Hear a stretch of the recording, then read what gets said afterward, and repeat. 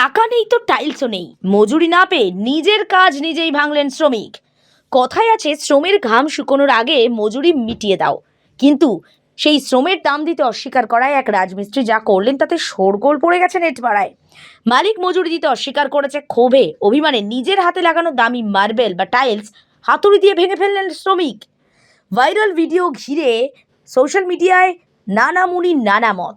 সুসজ্জিত ঘরের মেঝেতে নিখুঁতভাবে টাইলস বসানোর কাজ প্রায় শেষ, কিন্তু শেষ হওয়ার পর যখন শ্রমিক তার পারিশ্রমিক দাবি করেন, বাড়ির মালিক তা দিতে অস্বীকার করেন। দীর্ঘক্ষণ বচসা অনুনয় বিনয় করেও কিছু হয় না, শেষমেশ চরম পথ বেছে নেন শ্রমিক। ভাইরাল ভিডিওয়ে দেখা গেছে ওই শ্রমিক একটি বড় হাতুড়ি নিয়ে ঘরের মাঝখানে দাঁড়িয়ে প্রচণ্ড ক্ষোভে মেঝেতে লাগানো একের পর এক টাইলস পিটিয়ে ভেঙে ফেলছেন।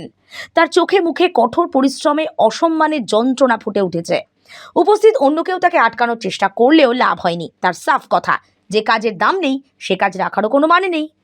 এই ঘটনার ভিডিও ছড়িয়ে পড়তেই নেটিজেনরা কার্যত দুভাগে বিভক্ত হয়ে গেছে।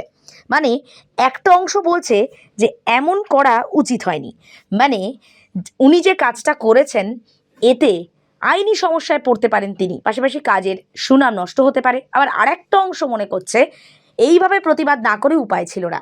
এই ঘটনা সমাজে শ্রমিকের অধিকার এবং মালিক পক্ষের শোষণের এক নগ্ন রূপ তুলে ধরেছে। শ্রম আইনের অভাব এবং সঠিক চুক্তির অনুপস্থিতিতে অনেক সময়ই অসংগঠিত ক্ষেত্রে শ্রমিকরা প্রতারণার শিকার হয়। টাইলস ভাঙার দৃশ্যটি কেবল মেঝের ক্ষতি নয়, এক মেহনতি মানুষের ধৈর্যের বাঁধ ভাঙার প্রতীক হিসেবে দেখছেন সমাজকর্মীরা।